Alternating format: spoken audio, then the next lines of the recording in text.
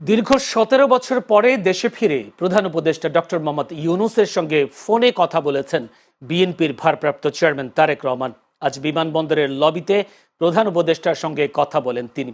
জানা গেছে, আলাপকালে প্রধান উপদেষ্টার স্বাস্থ্যের খোঁজ খবর নেন তারেক রহমান। এছাড়া প্রধান উপদেষ্টাকে ধন্যবাদও জানান তিনি।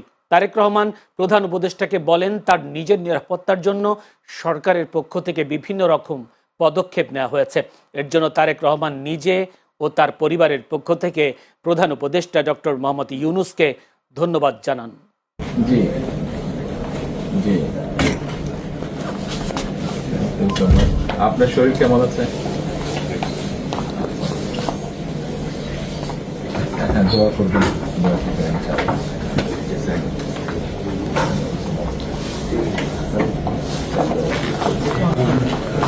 আমি আমার পক্ষ থেকে এবং আমার পরিবারের পক্ষ থেকে ধন্যবাদ জানাচ্ছি। আপনি আপনার পক্ষ থেকে বিভিন্ন রকম আয়োজন করেছেন, বিশেষ করে আমার নিরাপত্তার জন্য।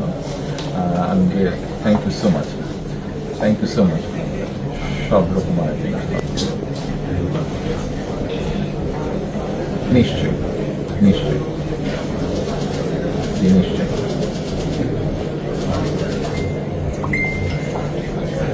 ইনশাআল্লাহ।